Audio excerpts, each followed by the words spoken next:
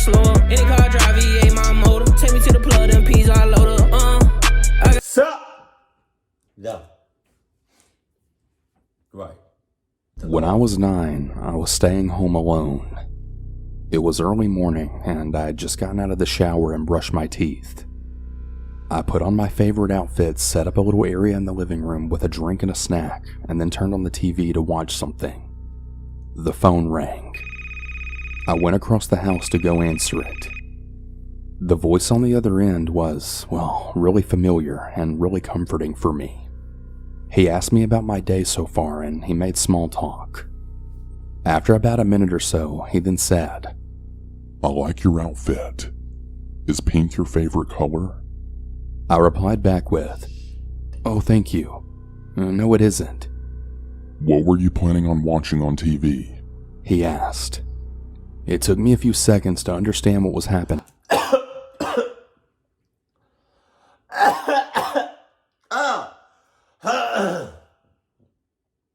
Wow.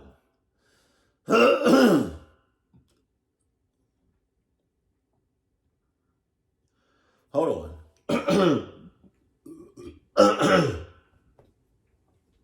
Oh my gosh.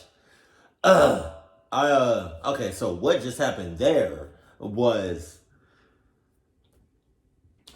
my mouth was open, pause, and I inhaled, but when I inhaled some saliva, and I guess that went down the wrong pipe. Jesus. Excuse me. But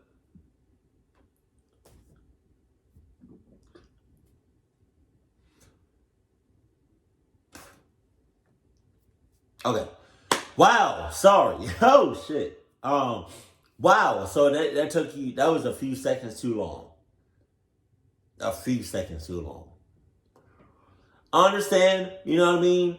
Like the voice was comforting. Comforting. Did I say that right?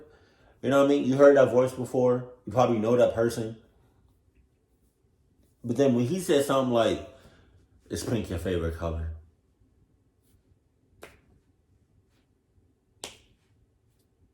Click. Cut the cords. Change your phone number. Change your location. All that.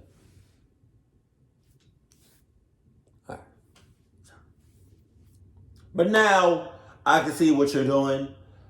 And now you're just playing games with this motherfucker. And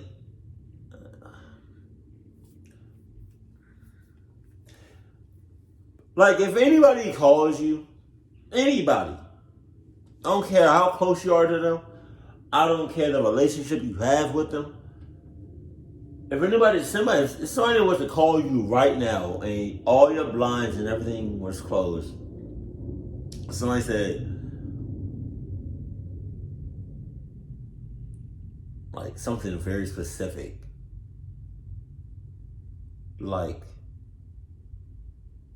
you look real nice in that blue shirt, black shorts, eating kettle corn popcorn while watching The 100 on Netflix. If somebody was to say that right now, and that's exactly what you got going on, you better get strapped. You better get ready with some Adidas and some more shit. As I was only 9 years old and very naive. 9? The voice on the other end of the phone then changed. It became deep and raspy and horrific. The voice then proceeded to describe all these horrible things that they wanted to do to me, and in detail. I went numb. My skin felt as if it were on fire, and my heart was racing. I had never been more terrified in my entire life. I slammed down the phone, and then I called my mom at work. I tried to explain what happened, and I'm not sure I was making much sense. She got on to me for answering the phone, and she told me to go back about my day. What? I remember trying to explain. Wow! Your mom is clunked up. You literally just explained to your mom what just happened to you and you're 9 years old and your mom just told you to go back to what you were doing? How can any kid, let alone any person, especially if you're a female, go back to what you were just doing? You can't do that. Obviously, somebody's watching you. Obviously, you got a creep within a 6-mile radius. And your mom just said, go back to what you were doing. To her that he was watching me, and that he told me what I had been doing, and that he knew what I was wearing. I also mentioned that I was going to call 911 because I needed help. That isn't necessary. I'm not coming home. Just don't answer the phone and go watch TV. She You're said, sus. and then I hung up. Sus! I was really confused and I was scared. I could feel his eyes on me. I pulled the curtains closed and I raced around the house, torn between doing what I felt was right and doing what I had been told by my mother. This whole time the phone was ringing. The second it would stop, it would just start up yet again. The sound of the phone ringing would pulse through my entire body like electricity. It was practically paralyzing me. It was like I was frozen but also on fire at the same time. I waited for a pause in the ringing and called 911. I'm home by myself and I'm 9 years old and someone's watching me and telling me they're going to kill me, I told the operator. She tried to keep me calm and she said that she would send help for me. I remember standing there listening to this kind voice just trying to help me, but I could feel every scary movie scenario just playing out behind me. Was he creeping up behind me with a knife? Was he going to shoot me through a window? Was he going to throw a rock through the glass and open the door? I just didn't know. I couldn't breathe and I couldn't feel my body. In a moment of panic, I set off the alarm to the house and ran outside. I remember this sense of relief, but also this overwhelming feeling of having a separation in my reality. The house felt small and dark and really dangerous and cold. Outside felt open, as well as safe and warm. I could hear lawnmowers and the sounds of birds chirping. It was a beautiful break from that bone-chilling feeling of the phone. It was like I was watching a movie and I could see myself experience both of these environments at the same time. A neighbor was pushing his child in a swing. He was concerned. He let me stand next to him and he protected me. I could hear the sirens now, the blaring sound getting louder as they grew closer. It felt like it took an eternity, but the police finally arrived. An officer walked over to me and he asked me what happened.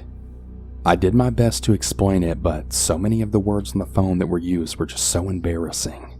I couldn't bring myself to use such adult words to a police officer. And his other words were just bone-chilling. I couldn't say those either. To this day, I can still hear my young voice repeating the words. He was watching me. He said he was going to kill me. Not long after, my mom's car pulled into the driveway. She, for some reason, decided to come home. She didn't look for me or come to speak to me. She just calmly got out and then walked over to the police officer. I was standing in the doorway from the house to the garage, just facing the driveway. I could see my mom and the police officer. I was watching and trying to understand, trying to figure out what was happening. Then I saw it. She was laughing. My face was swollen from tears, my heart still racing, and my skin was on fire. And my mom was laughing? What the hell was going on? Sus! Very slowly, I crept a little closer, and I then overheard. I'm so sorry about this. I guess she just got scared being home alone and overreacted. I'm really sorry. What the hell's happening? What did I do wrong? Did I imagine this? Was this a dream? Should I not have called 911? Did I actually overreact? My memory of what happened after that is a little hazy. I remember refusing to stay home alone and the sound of the phone ringing just rippling through my body. It wasn't something I liked discussing. I refused to repeat what had been said to me by the voice on the phone. My mom decided that she knew who did it, but she didn't even know the details. There was no investigation. No one was questioned. She told me it was a boy who was the same age as me who lived across the street. Bullshit! I knew that was impossible, but no matter how much I protested it, I was always told that it was him. Many years later, after I was an adult with my own children, we were at Christmas. Everyone was in the living room and I had gone into the back bedroom to change a diaper. As I was walking out of the room and back into the living room, I could hear my mom laughing, her voice as if she had been telling a joke. The faces of everyone else in the room told a different story. Discomfort, anguish. So,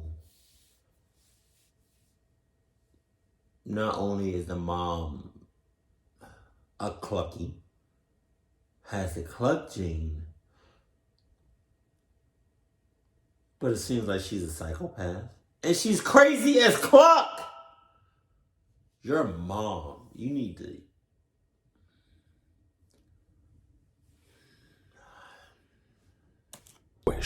Shock, fear, yet she was still laughing. It felt as if I was walking in slow motion. One of my older children had actually stopped me from entering the living room and sort of pushed me back into the room that I had just come out of. She just told the story of you being home alone and the man threatening to kill you. She told it like it was a joke or something, like some funny story from your childhood. My child told me. To this day, I never learned who it was that called me. That's probably her. I deal with my fear of ringing phones and phone conversations on a daily basis. It's awful. It was Loki. It was probably her. Just like she probably like disguise her voice. I would not put that past you. Can we just all agree that the mom was, and I repeat, and I say this as clear as day, sus, in cahoots, sus hoots, a clucky, cluck Jane, psychopath,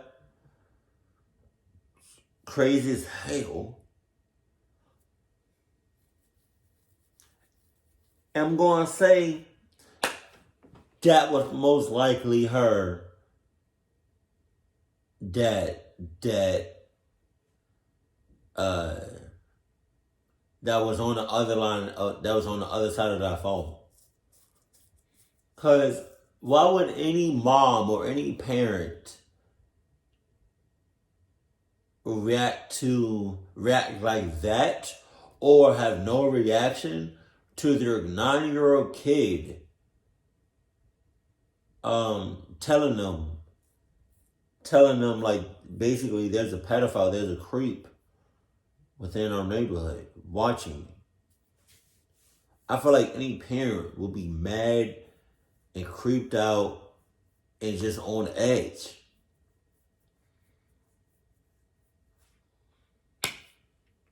But hey, y'all got that. Nope.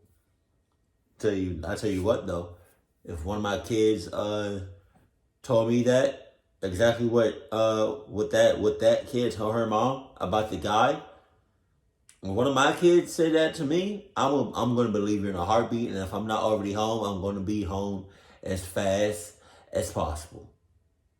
I'm getting you, and we just getting a clock. We starting a whole new life. I promise you that.